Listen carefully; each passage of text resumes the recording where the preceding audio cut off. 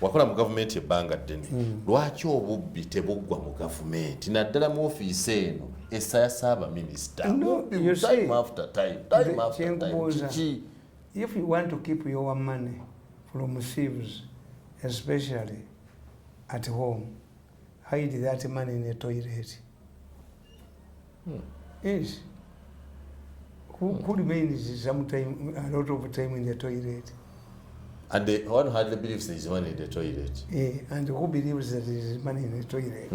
So the Prime Minister's office, they is still everywhere. But the Prime Minister's office is the center of all activities. Nusafu, Karamoja, now. Luwero Triangle, yes. Wechi. Why does Museveni concentrate these areas? I think he wanted for is a mobilization from donors. Let us consider refugees. Yes. Kakati ekyo mukitegeere nti era mufumbiro mujja okusanga emmese. Kwamwe mbaako okulya.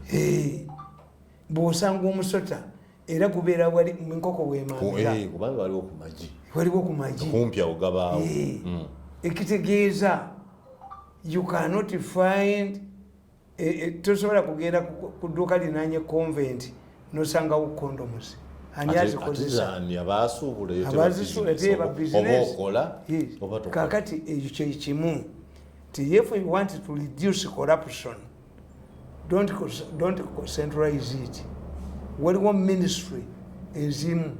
2, Prime Minister yani. Museveni wants to overwhelm people. But there are things that are not doneable. A person should become a Minister of State or Permanent Secretary or an to gain experience. But Museveni has this type of overwhelming people. When you look in many cases, not only the Adibonga Boyari, not really a Nabanja, Bafanaka. Mbabazi ne gundi sibwe bali. Mbabazi ne Rugunda ne Sibambi. That was a different. Yes. In fact, Sibambi was again extraordinary. Ye Museveni kyakola. Instead of disciplining a person, but the omusajja bwakwatya mukazi we muloogi ayokya loogi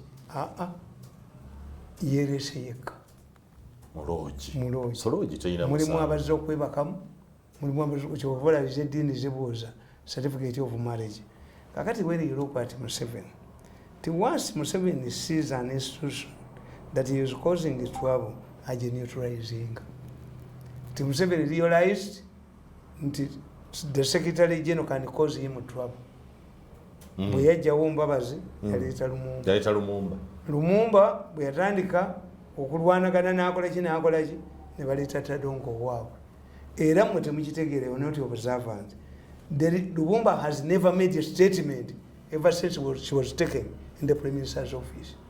Tuyinza kujja former Secretary General n'omufuula n'omuteeka under Nakadama. Imagine. N'ogamba a former speaker n'omugamba nti a former speaker omufudde Deputy Prime Minister under Nabanja. A person who was in charge of one of the pillars of the state. Position pillar 3. Tikisoboka. Even the second it was demotion. Okumujja ku Minister was speaker. No more vice president. Tebakola.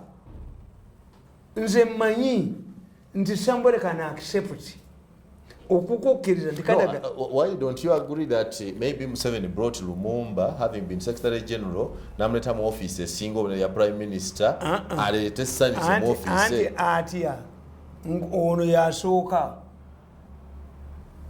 Was Museveni happy?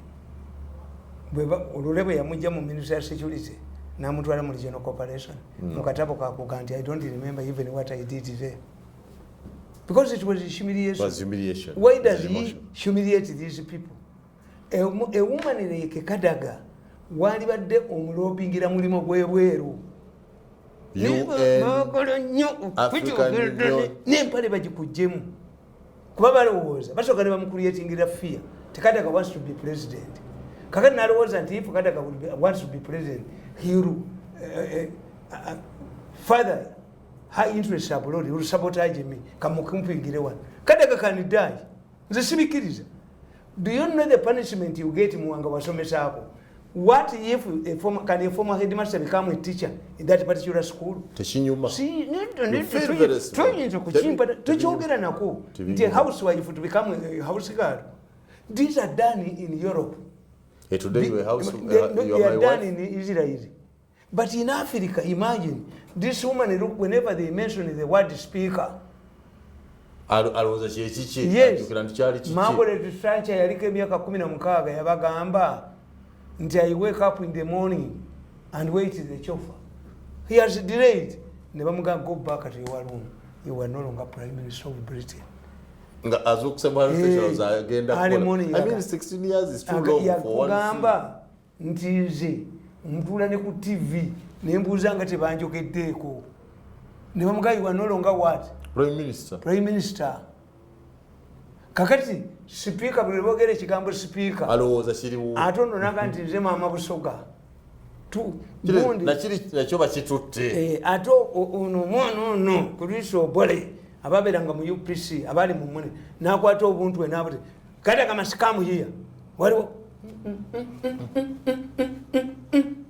nze nedda nze era abana bange mbagamba nti kitange yaŋŋamba nti sigaggawadde naye mbatiirira why nja kubba babatte mudde ku kabuli yange mukikube ti lwaki kitaffe yatta nyaffe era tugamba nwanye ne bajja bange bangi naye sitanga mwana wa mujja wange kubakuuma nange abaana gaba ndi muwavu naye lwagume eggume lyange lyeri baganya okukakkawala ndi muwavu naye eggume dignity and the dignity without money nedda nze manyi kadaga ajja kufa. It is affecting her. It is affected, definitely it is. Okujjako nga Museveni amudula ofiisi kubanga kati kadaga allowance gyeyafuna nga gyafuna omwo mulimu kyomu mu East Africa ate mulimu ki muntu wa buli gyagimanyi era ogigamba basoga nti minisita era ekyobola bandeyamabati yagatutte anoonya constituency ye kati Kamuli is now bigger, is bigger than the ministry. Bano vote bakolerwa he humiliated me, can humiliate me further. But what he cannot grab from me is my constituency. Chichiba kozese na kuuma constituency wakiri kubake kaliwo abakozese ne bamutegeera ntasasula kati buli muna aganti Museveni ekicha kitwala nendo sigazaaki constituency yo is better obera ne constituency yo nofuuka ki soko yitemu wano kibula bamu byokamala kakati another factor these people are looking for their constituencies erosi wanu okugisakira buli ekisoboka ekizo obulungi ekibiddwa ate bote balina collective responsibility mu party yaabwe party yaabwe yalemeramu individual ki nti ojja kusanga abo opposition abamu nga balina sente empitirivu. Museveni asobola okusiba abantu bano nga byagaa nti kubanga baga nti yagambye babanoonyerezeeko bavunaanibwe. Let me tell you, abalamuzi bakola bwe bati. When the judges form an opinion nti bano sibe bali corrupt abasoose nga babata kuba waliwo ababbi ezisinga zino obubaati abobugaali baliwo ebyobugaali byakuma bano ekibayambye ate bijja kuggwa Uganda politics wa Uganda alinga nyemba the top 10 terumalawo wiiki olali top 10 leero bagenda okudda wiiki ejja nga terulina mu list kakati abalala bagambe sirire ejjulo olwa Spice Diana wana agenda okuyita weezi ewiiki bbiri nga waliwo asuddewo olulala ngaaka Spice Diana wakakwata sirire ejjula nga wakeetegereza tolina budde wakeetegereza yalina ku pate y'omwana y'abaana bange baali bakuwaayiriza ebintu bisayagala kwogerako tebiriiyo nze ndi musajja mukulu kakati ekyo si kyekikulu ekyobukulu kakati nkubule negamba nti kati ebyabakyala bizze munagenda okubeerawo nga ebyabasiyaga bijja the story will go to page 3 bebakuba control byagenze dda story bagijjawo kati waliwo atugambye nti bali mu kukyusa Bank of Uganda ebifo 370 kati emboozi egenda kirala kuba bano abasajja basoma media and two, actually, you don't weekend ekyadde kitrending okimanyi namuganza kujja kulula ku ntebe ya minisita kati ate omukazi gwe bagoba ate atula atya ku ntebe eyo maaso eya minisita. Yes, ati kakati ebyo byonna there is a crisis in the government, a crisis of no confidence nga Kirunda bwe yakiwandiika. Kakati ekyokubiri ti institutions zonna ababbi bazikolaki baziwamba ayigigiza office ayina mugaso. In fact nze mbagamba ekintu nti bwe balwanyisa muhoozi yakasalawo kuba kauntalinga lwa corruption n'abakola report in every department. Gwe bino olaba gwe bazimba ekintu kyabwe basooka okugamba nti abapokoto balumbye gundi balumbye Kalamujja ne bagamba nti Kalamujja eriyo enjala bw'obuwunga bwatuukayo ne bagamba nti rasolars bazzeemu. The intention was to remove Muhoozi from Kalamujja as the commander of the forces. Era babumugyako entandika gye batandikamu kabaka tulututu kuba babalaba mu gavumenti babala nnyo. Have you seen agitation in Kalamujja? Have you seen demonstration in Kalamujja? Apart from this gundi tubyogerere bali tebabiriiko. Why? Baba silences. Media bwe batayogedde ku Bakalamujja tikiriyo.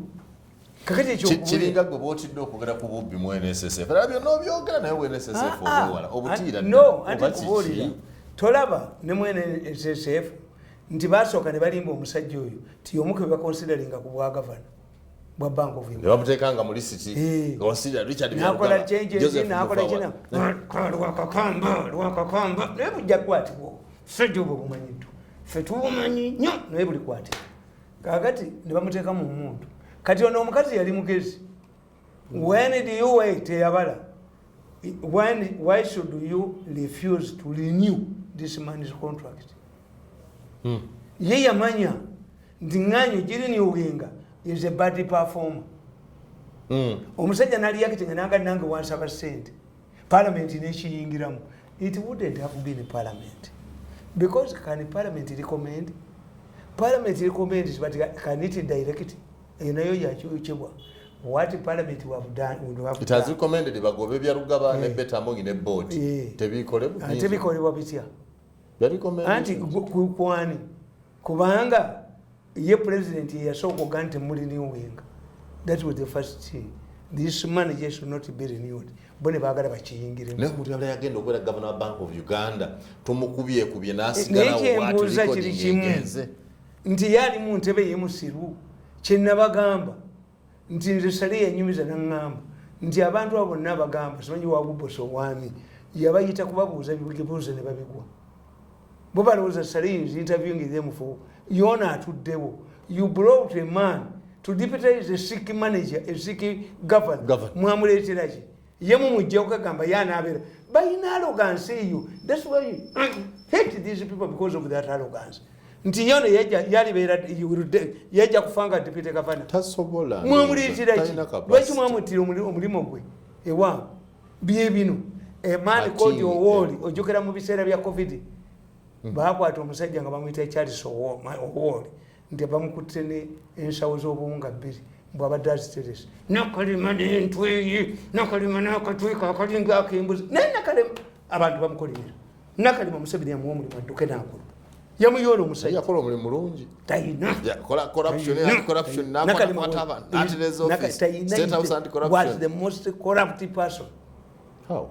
I'm telling you, arrested many people. You don't know. Nakalima was district. I've written a book about Nakalima and tried him in court in all languages of Uganda. Why do you hate women? You fight with Nakalima. You fight with Nakalima. Kati gundi omutandise ne Betikami omutandise mbwaganya omugambe ebyobugagga. Sisobola mubutwala. But why? Sisobola. Ati then kitegeeza wagira corruption. We want to know where you get it. Njagala abuulize byennina. Anti osooka mubuulira n'akebera. Ayina kapasita abuulize byennina. Nsijja kuwaayo. Yes. That's not honest. Agati nkubuulira nti abantu abo bagezi nnyo. Bo Museveni bamusoma. Omukono ogw'omulwadde. Nabagambye nti ye follow the Catholic priests in Uganda in the world decide to defy the Pope on the syllabus. Can he circle of them? No. On the church will end. Yes. Can Museveni sack all of these people? That's what we're asking. That's what You cannot.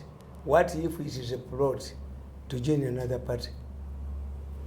No bagoba bonna munana bano babbi. Let me tell you, tomorrow the Gulliver Society of Africa bayinza okuga nti abo Museveni baagobye be babadde bawakanya mutabani wakufuuka president. Okitegedde? Omanyi nti bokeera ku makya ne bakugamba nti abo bonna Museveni baagobye be babadde bawakanya mutabani we okufuuka president. Endulu ne zivuga. Nga toshishuza bana babbi baasereka ebiyumba bajja kugamba abo basoose okubba ababba helikopita ababba emivumba gy'helikopita. Babba emivumba gy'helikopita. Bajja kugamba abacoga mu babba mmeka. Babba ebijanjalo n'akawunga. Babba mu kyoga. Kakati ekyo, where do you begin? On the sidelines. Kyovola banze mbagamba. Ne Joseph Tamale Mirundi. Bo bano baagala kusuula gavumenti. Bo bali beexaggeratinga figures naki. Abenzige ne beexaggeratinga figure. Where they differ with these ones, they don't help the party. Tosobola kubba kintu kipopularizing party yo. Naye Museveni gaali bazibbi. Yellow bicycle teziriwo. Naye ez'obote hero bicycle zaatuuka. Akajola ka UPC kaatuuka ku kyalo. Akakumbi ka UPC akamyufu kaatuuka ku kyalo. Mbuulirayo ekya Museveni ekituuse. On the sidelines. Ekitegeeza abo abaana tebaagala kitaawe. Toyinza kulaba mulwadde mukazi abba katunda ka mulwadde gwajjanja batuga nti amwagala. Tikiriyo. Eyolwale bwetu bwegeze. These people want to overthrow Museveni. Muyanga lutaya. Nkubuulira.